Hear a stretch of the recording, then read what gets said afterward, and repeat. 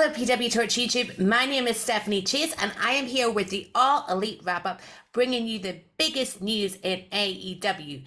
Now, I'm a bit late with this one, but aren't I glad I waited, because there has been so much juicy AEW news in the past 24 hours, so let's get into it. CM Punk has spoken briefly, because he did delete it. Yes, on Thursday, in a now deleted Instagram post, CM Punk referred to both Dave Meltzer and Chris Jericho as liars, and also called Chris Jericho a stooge.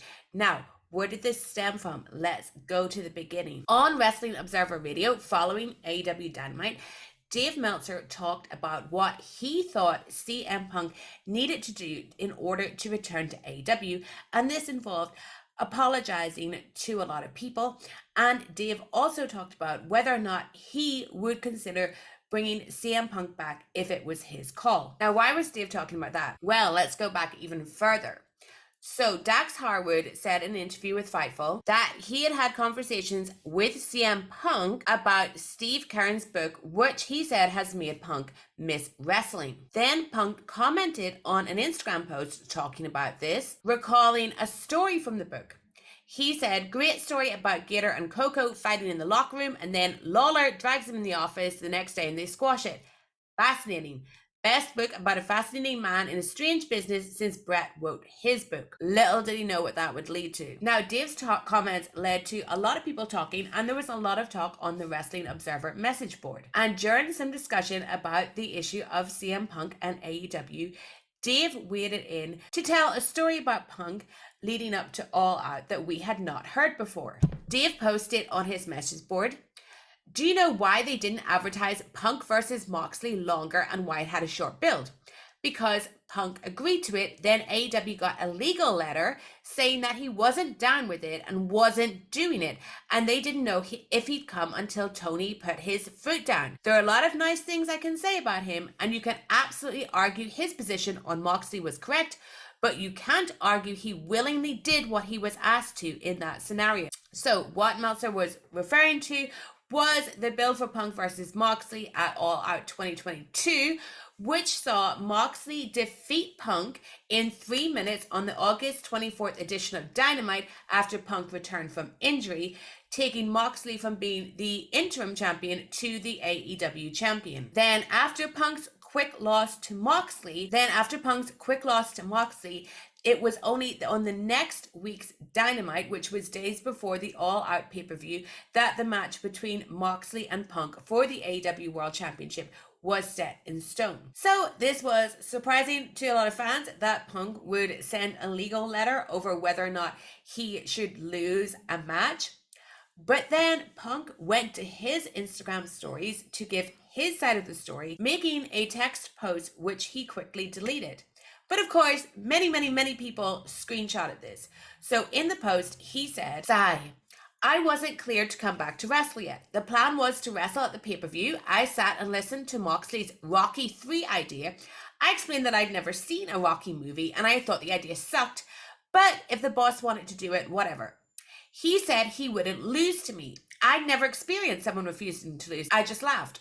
I asked Tony if this is what he wanted. He said yes. He's the boss, and I said okay, but I needed to be cleared first. They kept saying that it could just be a squash, so I didn't need to be cleared. I scoffed at that. My health is more important. Dave Meltzer is a liar. Jericho is a liar and a stooge. There are plans, but plans always change, but I'll never put a company above my health ever again." So as I said, Punk deleted that. Some heavy accusations there. So he's saying that, yeah, he thought the idea of him losing so quickly sucked, but his problem was that he wasn't cleared to wrestle yet, even for a squash. Obviously, he's calling Dave a liar for what he wrote on the message board, and calling Jericho a liar and a stooge. We don't exactly know why, but there's definitely some heavy implications there. Now, no comment from John Moxley, no comment, of course, from AEW or Tony Khan, but we did get Chris Jericho going on his Instagram story and posting a picture of Matt Hardy with the words "delete" under it. So that's what he had to say about that. Now, there's no further updates on this whole situation. Dave actually didn't write about it in this week's Observer newsletter, but some very good Thursday night drama after Dynamite for sure. And speaking of Dynamite, remember that dream match between Kenny Omega and Vikingo that some people didn't think was a dream match because they didn't know who Vikingo was? Well, the ratings are in. Wednesday night's edition of Dynamite drew 954,000 viewers on TBS, which was up 12% from last week, and it is the best audience Dynamite has had since February 22nd. In the 18 to 49 demo, Dynamite ranked 4th on the cable charts with a 0.33 rating. That's up 22.2% from last week, and it has Dynamite's second highest rating in that category since the beginning of the year. In every single demo, with the exception of people over 50, Dynamite ratings were up from last week, and the biggest increase was with females 12 to 34, which was up 45.5%. We also have an update on AEW's planned third weekly TV series. In the Wrestling Observer, Dave wrote that the new show is planned unless something major changes, and it will be premiering by July, if not earlier. He added that things have been kept quiet, but it is close enough to be a done deal. Also from the Observer, we have learned that AEW is reportedly considering holding September's all-out pay-per-view at Chicago's United Center instead of the Now Arena. The show has been traditionally held at the Now Arena, which is in Hoffman Estates in Illinois. That is a change I would very much welcome. And I think Zach would too. And if you were wondering why Jamie Hayter was absent from Dynamite, it is to do with a visa issue. There is nothing wrong. She just had to return to the United Kingdom to get her visa renewal, but she will be back on TV very soon. And finally, we have some new matches announced for Ring of Honor's Supercard of Honor pay-per-view, which is happening next weekend.